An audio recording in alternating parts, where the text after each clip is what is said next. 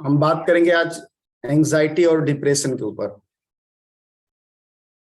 Anxiety क्या है, depression क्या है, दोनों के क्या लक्षण है, दोनों में क्या डिफरेंसेस है, डिप्रेशंस के क्या कारण है, क्या क्या रीजंस हैं, और उसका समस्या का जो है समाधान कैसे कर सकते हैं, कैसे हम अपने एंजाइटी को ठीक कर सकते हैं, और बहुत सारी चीजें उसके ऊपर हम आज डिस्कस करेंगे। एक एक पॉइंट्स को पहले हम लेंगे। तो एंजाइटी मतलब चिंता और अवसाद, डिप्रेशन दुनिया में सबसे आम मानसिक स्वास्थ्य स्थितियां हैं। वे एक व्यक्ति के जीवन पर एक बड़ा प्रभाव डाल सकते हैं, उनके रिश्तों, काम और समग्र जीवन को प्रभावित कर सकते हैं। अगर आप चिंता में हैं या आप डिप्रेशन में हैं तो आपका पूरा लाइफ में आपकी जो रिलेशनशिप है वो खराब होगी, आपका जो भी काम है वो वर्क लाइफ भी आपकी बैलेंस नहीं रहेगी, फैमिली लाइफ भी बैलेंस नहीं रहेगी, और इसकी वजह से आप हमेशा परेशान रहेंगे। एंजाइटी में क्या होता है कि चिंता में व्याकुलता की तीव्र भावनाएं जो है निकलती हैं, बहुत ही इमोशनली आप इम्बैलेंस हो जाते हैं। जबकि डिप्रेशन में क्या होता है, उदासी, निराशा और थकान की भावना आती है। दोनों स्थितियों का इलाज मनोचिकित्सक, दवा और जीवन शैली में बदलाव के साथ किया जा सकता है। अगर आपको ये प्रॉब्लम आ गया तो साइकोथेरेपिस्ट को दिखाना पड़ेगा, मेडिसिन लेनी पड़ेगी, या आपकी जीवन शैली में कुछ बदलाव करना पड़ेगा, तब जाके चीजें होगा। बहुत सारे लोग इससे शिकार रहते हैं, उनको पता ही नहीं रहता है कि मुझे ये प्रॉब्लम है, और उनकी लाइफ खराब होते चली जाती है, बिकॉज उनको लगता है ये सामान्य कोई नॉर्मल कोई ऐसा प्रॉब्लम है। ये नॉर्मल नहीं है, बहुत बड़ी समस्या है। ठीक है। चिंता क्या है?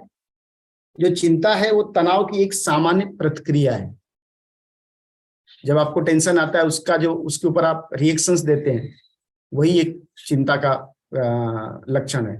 इसे भय या आशंका की भावना के रूप में वर्णित किया जाता है। जो फियर होता है, फियर, जिसको फियर होगा उसको ही चिंता होगी।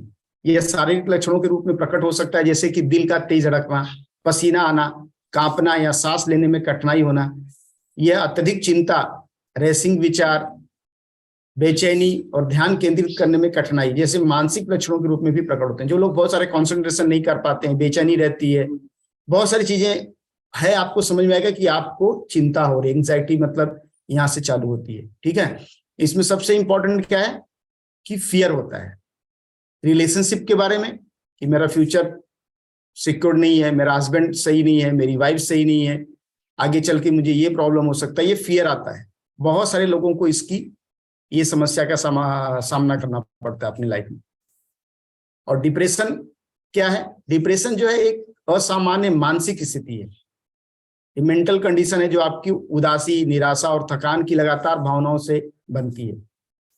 डिप्रेशन से ग्रस्त लोग कम आत्मसम्मान और अपराध बोध या मूल्यहीनता की भावनाओं का अनुभव कर सकते हैं। कल मैंने एक किया था काउंसलिंग, उसमें उनको प्रॉब्लम था डिप्रेशन का, मतलब उनके हस्बैंड से उनको कोई वैल्यू नहीं मिल रही थी।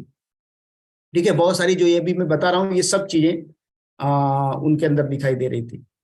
तो लोगों को क्या लगता है कि ऐसे ही ठीक हो जाएगा, ऐसे ठीक नहीं होगा। इसके लिए आपको मनोचिकित्सक को दिखाना पड़ेगा, कुछ मेडिसिन लेना पड़ेगा, या जीवन शैली में बदलाव करना पड़ेगा। लेकिन हम आपको ये सब चीजों को, आपकी मेडिसिन लेने की जरूरत नहीं पड़ेगी, आपको बाकी कुछ करने की जरूरत पड़ेगी। अगर इसको काउंसलिंग से ठीक कर दिया जाए तो कितनी अच्छी बात है। कितने लोग एग्री करते हैं कि अगर काउंसलिंग से इस चीज को ठीक कर दिया जाए, डिप्रेशन को, तो आपके लिए अच्छा रहेगा। एडमिट होने की जरूरत नहीं है, कोई साइकोलॉजिस्ट को ये करने की जरूरत नहीं है। देखिए, एंजाइटी और डिप्रेशन के लक्षण एक व्यक्ति के से दूसरे व्यक्ति में भिन्न हो सकते हैं, लेकिन इसमें बहुत सारे लक्षण हैं। हर व्यक्ति में हर लक्षण नहीं होते, कुछ कुछ लक्षण अलग अलग व्यक्तियों में अलग अलग होते हैं। जैसे लगातार चिंतित होना या दुखी रहना, कंसंट्रेशन करने में कठिनाई होना, सोने में कठिनाई, जैसे बहुत सारे लोग का 1 घंटा सोए नींद टूट जाती है, या रात को नींद ही नहीं आती है। ठीक है। विचारों या भावनाओं को नियंत्रित करने में कठिनाई होती है। कोई भी चीज बोलना है लेकिन गुस्सा जल्दी आ जाता है, कंट्रोल नहीं कर पाते हैं, सामने वाले को बोलना कुछ देते हैं। ठीक है। लगातार थकान महसूस होना, आत्मग्लान में डूबे रहना कि अरे मैंने गलती कर दिया, मैंने मतलब हर चीज का अपने ऊपर ये लेके बैठना, सामाजिक स्थितियों से बचना, सोसाइटी वाले लोग क्या बोलेंगे, क्या करेंगे। ठीक है। गतिविधियों में रुचि की हानि, भूख या वजन में परिवर्तन, भूख बहुत कम लगती है जब जिन लोग को एंग्जाइटी और डिप्रेशन होता है, ठीक है। वजन उनका कम ज्यादा होते रहता है बार बार।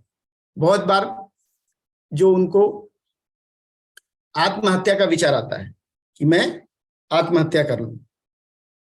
कितने लोग हैं, जितने लोग होता है ये सब चीजें देखा है, मुझे ये प्रॉब्लम हो रही है। अगर ये सब चीजें आपके साथ हो रही है ना, तो आप धीरे धीरे एंग्जाइटी की तरफ बढ़ रहे हैं या डिप्रेशन की तरफ बढ़ रहे हैं। और ये होने के बहुत सारे लोगों में ये है। दोनों में अंतर क्या है? चिंता में, एंग्जाइटी और डिप्रेशन में क्या अंतर है? इमोशनल जो है ना, इमोशनल बैलेंस उस वहीं से उत्पन्न होते हैं। ये दोनों के अंदर जो इमोशंस के फर्क है, ठीक है। चिंता की विशेषता भय और चिंता की भावनाओं से होती है, जबकि डिप्रेशन की विशेषता है ये उदासी, निराशा और थकान की भावनाओं से होती है। दोनों की इमोशंस अलग अलग है। चिंता जो है शारीरिक लक्षण भी पैदा कर सकती है, जैसे कि कांपना, पसीना आना और सांस लेने में कठिनाई, जबकि डिप्रेशन से कारण आपको भूख, वजन और नींद के पैटर्न में बदलाव हो सकता है। दोनों में ये फर्क है कि चिंता जो होती है वो अलग है, एंग्जाइटी, और डिप्रेशन है वो थोड़ा सा अलग है, ठीक है। बहुत लोग इसमें अंतर ही नहीं कर पाते, दोनों में ये अंतर है। अब डिप्रेशन के कारण बहुत सारे हैं, जैसे इन्वायरमेंटल है या जो आपकी जीवन शैली है। बहुत बार लोग मेडिसिन बहुत लंबी टाइम तक लेते रहते हैं, दवाइयां लेते रहते हैं, तभी भी दिक्कत होती है। कोई आपके लाइफ में एक दर्दनाक घटनाएं हो गई, कोई आपके लाइफ से जल्दी चला गया, या कोई ऐसी घटनाएं होगी जो आप सोच नहीं रहते हो गया, ठीक है। लंबे समय तक तनाव लेना या नफरत करना, या आपको फाइनेंशियल लॉसेस हो गए हैं, ठीक है। अकेलापन, चिंता करना, भीतर के मतलब जो आपका इनर चाइल्ड है वो उसका बंद है ना, इनर चाइल्ड आपका वो वुंडेड है, आपको अंदर से फियर है। ये बहुत सारे कारण है डिप्रेशंस के इतने सारे कारण है। अब देखिए, बहुत सारे लोगों को लगता है कि मैं तो ठीक ठाक सब कुछ कर रहा हूं, तो मुझे इससे कोई फर्क नहीं पड़ता है, मुझे डिप्रेशन हो गया तो भी उससे कुछ फर्क नहीं पड़ता है। लेकिन ऐसा नहीं है। अगर डिप्रेशन आपको हो रहे हैं, धीरे धीरे थोड़ा थोड़ा उसके लक्षण आ रहे हैं, तो आगे चल के आपका ये बड़ा, मतलब बोलते ना, ये बड़ी बीमारी के रूप में परिवर्तित हो सकता है। तो जब शुरुआत में इसको ध्यान देना बहुत इंपॉर्टेंट है। अब 6 बुनियादी भय के कारण जो है, जैसे गरीबी का डर बहुत लोग को होता है, बहुत लोग को आलोचना का डर होता है, ठीक है। बहुत लोग को अस्वस्थता का भय होता है, प्यार के खोने का डर होता है। जैसे पार्टनरशिप में मैक्सिमम हस्बैंड वाइफ में देखा गया है कि अरे मेरा हस्बैंड मुझे छोड़ देगा या मेरी वाइफ छोड़ देगी मुझे, ठीक है। ये डर होता है। बहुत लोग को लगता है कि जब मेरा बुढ़ापा आ जाएगा तो मुझे कौन देखेगा, कौन संभालेगा, क्या करेगा, ऐसे सब ये सब होते हैं। आपकी जो फ्रीडम है वो चली गई है। बहुत लोग को लगता है मैंने शादी नहीं की थी तब तक सब कुछ ठीक था, शादी होने के बाद मुझे किसी के अंडर में रहना पड़ रहा है, जेंट्स हो या लेडीज हो। कारण है, देखिए ये आंकड़े हैं बहुत सारे। WHO के अनुसार चिंता विकार दुनिया में सबसे आम मानसिक बीमारी, ठीक है। 284 मिलियन लोग प्रभावित हैं। एंजाइटी एंड डिप्रेशन का देखिए क्या है, 264 मिलियन लोग जो है वो डिप्रेशन से प्रभावित है। मतलब विश्व में 18.1 एडल्ट 2019 में चिंता विकार का अनुभव किया और 7.1 लोगों ने डिप्रेशन का अनुभव किया। इतने लोग हुआ है। मतलब जो लोग वास्तव में मदद लेते हैं, प्रॉब्लम तो बहुत लोग को होती है, लेकिन उसमें से 30% से भी कम लोग हैं जो मदद के लिए जाते हैं किसी डॉक्टर्स के पास, किसी साइकोथेरेपिस्ट के पास। 30% से भी कम लोग हैं जो जाते हैं इसको सॉल्व करने के लिए। और जिन लोगों को चिंता होती है वो मोर देन 60% लोग हैं। तो गैप देख रहे हैं कितना है? अब देखिए गैप कितना है। तो मतलब प्रॉब्लम तो है, लेकिन उसका, क्योंकि लोगों को पता ही नहीं कि मैं डिप्रेशन में हूं या मेरे साथ एंग्जाइटी, पता ही नहीं है। उनको लगता है ये तो सिंपल सी बात है।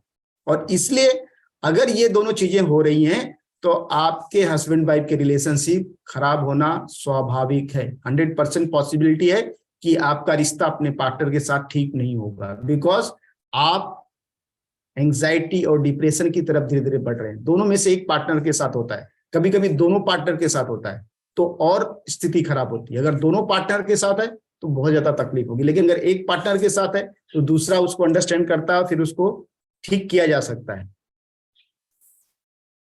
ठीक है। तो अगली बार जब आप सामने कोई समस्या, बड़ी समस्या है, तो खुद से पूछिए, अगर मैं अपनी समस्या नहीं सुलझा पाता तो मेरे साथ बुरे से बुरा क्या हो सकता है। ठीक है, ये आपको खुद से सवाल पूछना है। अगर जरूरत पड़े तो बुरे से बुरे परिणामों के लिए अपने आप को मेंटली प्रिपेयर रखें। फिर ठंडे दिमाग से अपने सोचे, बुरे से बुरे परिणामों को सुधारने के बारे में सोचें जिन्हें स्वीकार किया जा सकता है। मतलब आपको जो चिंता से लड़ना नहीं जानते वे जवानी में ही हार जाते हैं। बहुत सारे लोग यंग है, 30, 35, 40 की एज है, लेकिन वो स्ट्रगल कर रहे हैं रिलेशनशिप में। मतलब उनकी जो जवानी है वही मर गई। क्यों मर गई? क्योंकि उन्होंने एंजाइटी से लड़ना नहीं सीखा या डिप्रेशन से लड़ना नहीं सीखा, तो वो उनकी पूरी जो लाइफ है वो खराब होने लगती है। देखिए, उसके बारे में एनालिसिस करना बहुत इंपॉर्टेंट है। उसकी कुछ तकनीकें हैं, जैसे नंबर 1, आप डेटा इकट्ठा कीजिए। याद रखें, दुनिया की आधी चिंता तो इस कारण होती है कि आप निर्णय लेने की कोशिश करते हैं परंतु आपके पास पर्याप्त जानकारी नहीं होती है जिसके आधार पर आप निर्णय ले सके। कोई भी डिसीजन लेना है, डिसीजन लेने का सबसे बड़ा, जैसे भी घर बनाना है, हस्बैंड वाइफ को, दोनों के थॉट प्रोसेस अलग होते हैं। कोई काम बड़ा करना है तो डिसीजन ही नहीं हो पाता है सही तरह से। जब नहीं हो पाता है तो यहां से प्रॉब्लम चालू होती है। सारे तथ्यों का सावधानी पूर्वक विश्लेषण करके किसी निर्णय पर पहुंचे आप। देखिए, डिसीजन लेना अगर नहीं समझ में आ रहा है तो आपके पास अगर काउंसलर है तो यही आपको हेल्प करता है कि आपका जो डिसीजन मेकिंग वो अच्छे से करके देता है। जैसे बच्चे पढ़ाई करते हैं, कोई बच्चे ट्यूशंस करते हैं, क्यों करते हैं? क्योंकि उनको अच्छा मार्क्स लाना होता है या जो भी उनको और ज्यादा स्टडी करना रहता है तो वो ट्यूशंस लेते हैं, एक्स्ट्रा क्लासेस लेते हैं। इसी तरह जब आपकी लाइफ में आप और अच्छा बनना चाहते हैं हस्बैंड वाइफ के रिलेशनशिप में, तो आपको थोड़ा सा काउंसलिंग की जरूरत पड़ती है। जब एक बार सावधानी से कोई निर्णय ले लिया जाए तो फिर एक्शंस पे ध्यान दें, क्योंकि आपके डिसीजंस के अनुसार काम करना शुरू कर दें और परिणाम की चिंता करना छोड़ दें। अरे मैं ये करूंगा तो क्या हो जाएगा, चिंता मत करें। आपने जो किया उसका सही परिणाम आया, उसके लिए आप जिम्मेदार हो। गलत परिणाम आया तो वो भी आप जिम्मेदार हो, तो उसके लिए टेंशन नहीं लेने का। आपने सीखा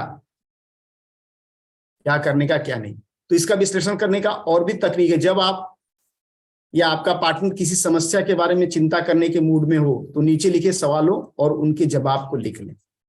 नंबर 1, समस्या क्या है, मैं कहां से, प्रॉब्लम क्या है। दूसरा बात, जो प्रॉब्लम है उसका कारण है, उसका रीजन क्या है, किस रीजन से ये प्रॉब्लम क्रिएट हुआ, इसे कितने तरीकों से सॉल्व किया जा सकता है, इसे सॉल्व करने का सबसे अच्छा तरीका क्या है। ये 4 पॉइंट अगर आप ध्यान करते हैं ना तो आपको चिंता से आप छुटकारा पा सकते हैं।